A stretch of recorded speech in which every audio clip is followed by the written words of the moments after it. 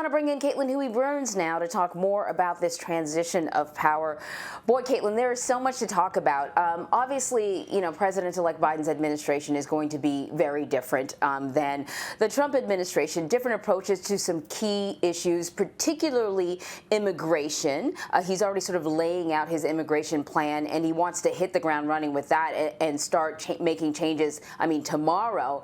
And also, we've been hearing about this lifting of the travel ban that the Trump administration has put in place for certain countries and Europe, Brazil and Europe, that's supposed to go into effect after the president has already left office.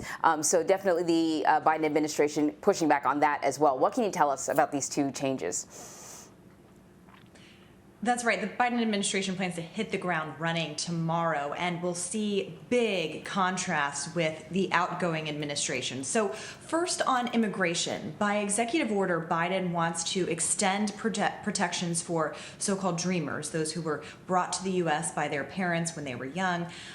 Extend protections for them, also easing asylum at the border. But they also want to tackle immigration through the legislative front. And that will be a bigger challenge, just given how how closely divided the Senate is. But part of that bill, they want to extend citizenship to those 11 million or so undocumented immigrants. And this has long been a Democratic priority and had support from some Republicans several years ago when they tried to make a go of this. But the Biden team wants to make clear that they want to take action on immigration to reverse some of these Trump policies directly on day one with executive orders, and then work on the legislative front for longer fixes to the immigration system. When it comes to those COVID restrictions, that shows, again, this big contrast. So the current president, Donald Trump, issued restrictions for the UK, for Europe, for Brazil. Those were set to go into effect on January 26th, so again, after he is set to leave office. And the incoming Biden press secretary said yesterday that they are not planning to go forward with that they are going to block that. They said this is not the time to be lifting COVID restrictions given the uptick in cases. So to that end, what you said about hitting the ground running, there are a lot of positions to fill, particularly because there have been a number of people who have resigned from the Trump administration. So the president-elect has a lot of work to do. Cabinet nominees are going to be facing questions in the Senate today. What does the timeline look like for their confirmation? What does that mean for the incoming administration?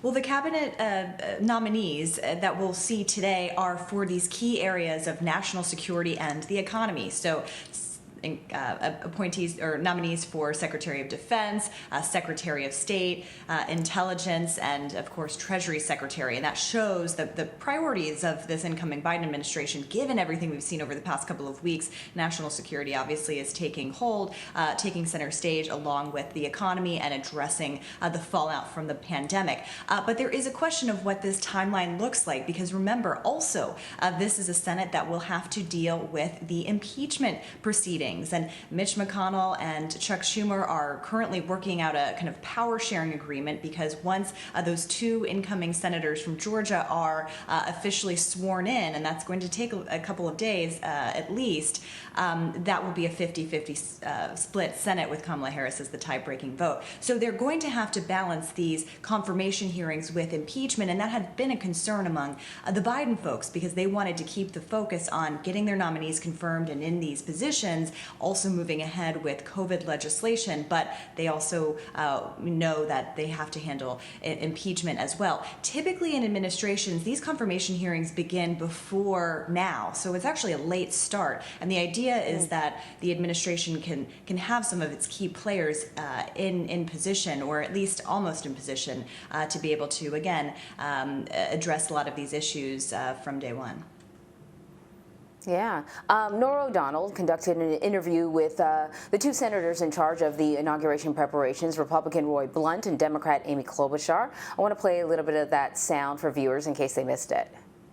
Senator Blunt, let me ask you, is there any doubt in your mind that there will be a peaceful transfer of power? No, no doubt at all. And I think we're going to project to the world exactly the message we'd want to at this very spot where so many bad things happened 2 weeks ago. I think the world's going to see the Constitution and the democracy of our country work. How important is that to show that to the world? It couldn't be more important. And while the events of January 6th and the insurrection, I think for a lot of people, they stepped back and reflected and thought, this democracy means something to us.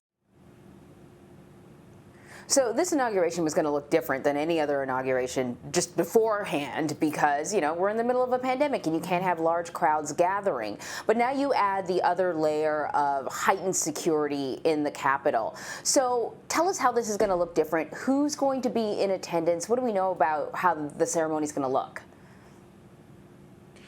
That's right. It is going to be like unlike anything that we've ever seen. Anne-Marie, I know you've covered several inaugurations. I have too, and just being around Washington right now, it just looks and feels different, given all the security measures and at least 20,000 National Guard troops all around this city protecting the Capitol, the White House, and areas of concern.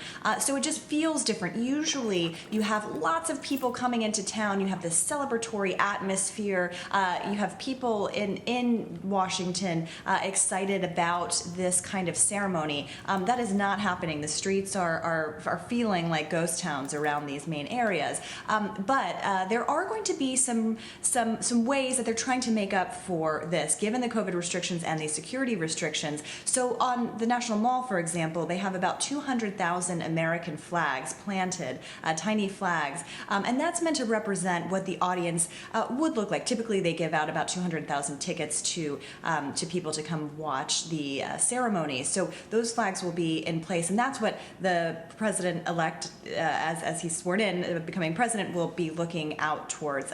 Also, those in attendance it's a much smaller group of lawmakers and invited guests. They are all socially distant and spread out. But I think what you're going to hear from Biden is similar to what we've been hearing from him over the past couple of weeks, this kind of mandate to bring the country together. We heard in his speech in Wilmington when after the race was called for him, trying to appeal to those people who didn't vote for him as well as those people who did. And so the task at hand, of course, is even greater given the events of the past couple of weeks, but also addressing what this country is facing in terms of COVID, in terms of the economic fallout, and a country just politically deeply divided. So the task at hand is large, and we know that he's been working on this speech. He has pledged to bring things back to normal, but as we know, tomorrow it will be unlike anything we've ever seen.